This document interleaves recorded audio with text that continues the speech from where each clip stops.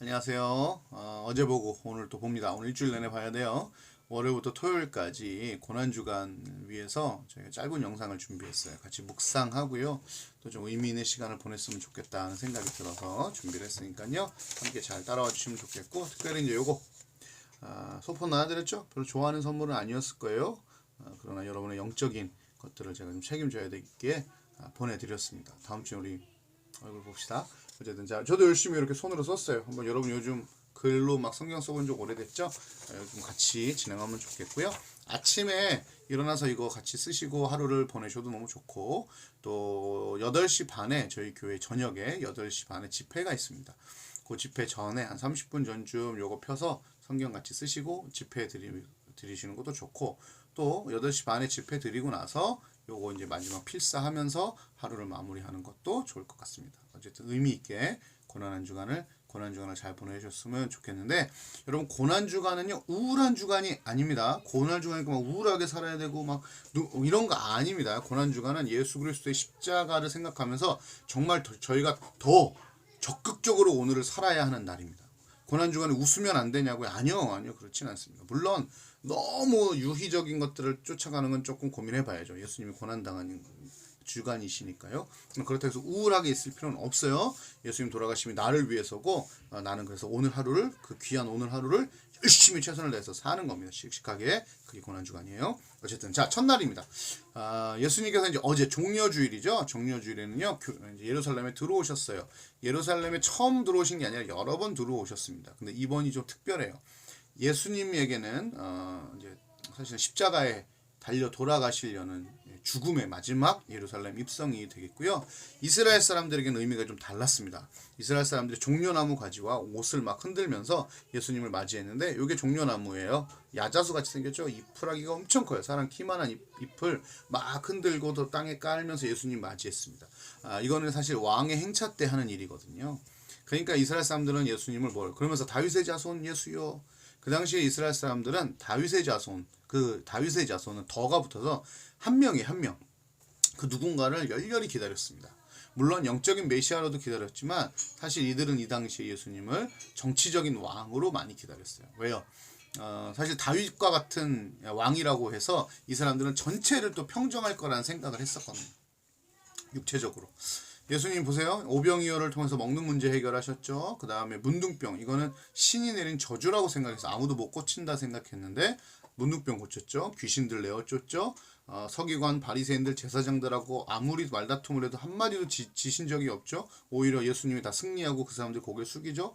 설교 말씀 듣는데 이거는 뭐 한 번도 듣지 못했던 어마어마한 성경 말씀이 여기 확 들어가 있지. 권위를 어떻게 표현을 못하는 거죠. 저 사람 왕 삼아야지 하는 마음으로 이제 열렬한 환영을 합니다. 그 환영을 받으시고 예수님이 처음 도착하셨던 곳은 시청이 아니고 왕궁이 아니고 성전이셨어요. 성전에 들어가서 성전을 깨끗하게 청소하시는데, 여기서 청소란 이렇게 막 빗자루질한 게 아니라 이런 거예요. 내 집은 기도하는 집이라 일컬음을 받았느니라 하였거늘 너희는 강도의 소굴을 만들어놓다. 강도? 성전에 강도가 있다고? 그러면서 예수님이 이제 성전에 있는 사람들을 막 내쫓고 막 집어 던지고 막 의자 뒤집어 엎고 이러시거든요. 진짜 강도가 있었는가? 근데 그 뒤집어 엎힘을 받은 사람이 누구였냐면 비둘기 파는 사람, 돈 바꾸는 사람, 뭐 이런 사람들이었어요. 뭐 매매하는 사람. 뭐 여러 가지 물품을 팔았다고 해요. 이제 성전에 사람들이 엄청나게 모일 거니까. 이제 그런데 또 안타까운 건 왜 이들 보고 도둑이라고 강도라고 했냐면, 사람들이 재물을 가지고 이제 성전에 옵니다. 그런데 딱 성전 앞에 오면 이 재물이 하나님 드리기에 합당한지 아닌지, 흠이 있는지 없는지를 체크합니다. 딱 까보면 흠이 있어요. 그러면 빠꾸시켜요. 그럼 이 사람들은 이 재물을 다시 집에까지 가서 갖다 놓고 새 재물을 갖고 와야 되는 거예요. 여러분 5일, 10일, 많게는 보름 이상 걸어야 되는, 뭐 멀리서 온 사람 한 달씩 걸어서 오는데 어떻게 다시 갑니까? 그럼 이제 어떻게 해요? 옆에 소개해줘요. 여기 가봐. 여기 옆에 짐승 파는 상인이 있으니까 거기 가서 사봐 하는데, 사실은 그건 이 제사장과 이렇게 이제 뒷거래가 있었던 거죠. 그래서 가면 거기서 이제 동물을 팝니다. 근데 몇 배 비싸게 파는 거죠. 폭리를 취하는 거죠. 그리고 온전한 걸 파는 것도 아니에요.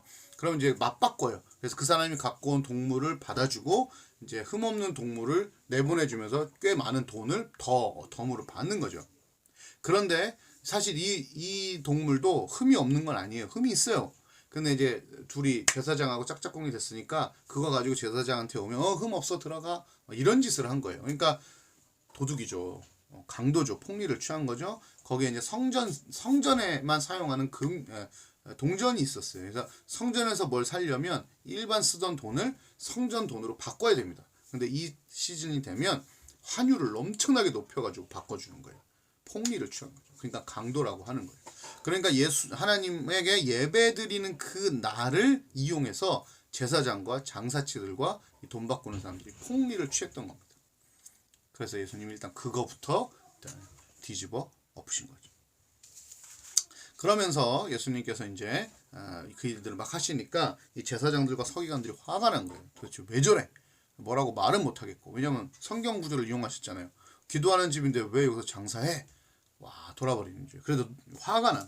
그리고 이제 막 예수님한테 오고 있는데 애들이 아까 배웠던 게 있어요. 어제 뭐요? 예수님 다윗의 자손 예수님 호산나 호산나 막 이러면서 애들이 막 이제 막 뛰면서 예수님한테 온 거죠. 더 열받은 거죠. 선지자와 제사장들이. 그래서 이제 물어보는 거예요. 예수 형, 이 말 들려 지금? 막 이제, 너 이거면 신성 모독이야. 막 하면서 이제 막 그랬더니 예수님이 뭐라고 그러셔요? 그렇다. 어린아이와 젖먹이들의 입에서 나오는 찬미를 온전케 하셨다 함이 너희가 읽어본 적이 없느냐?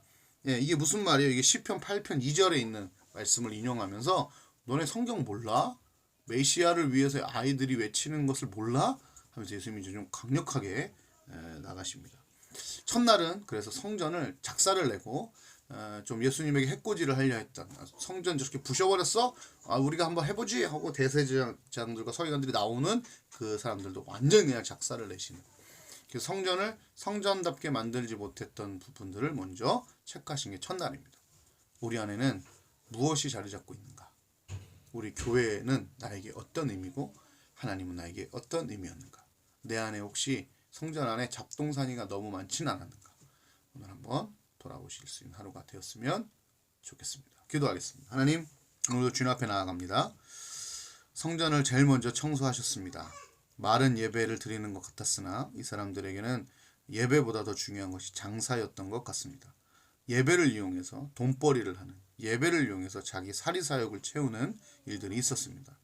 우리가 마찬가지로 예배를 위해서 돈을 벌고 있지는 않겠지만 하나님을 믿으며 복을 받으려고 하는 거라든지 하나님을 믿는 이유가 안정감을 누린다는 건지 등등 자기의 안위를 위해서 우리의 성전을 사용하고 있지는 않은지 한번 돌아볼 수 있는 시간이 되게 하여 주옵소서. 예수님의 이름으로 기도드렸습니다. 아멘. 안녕.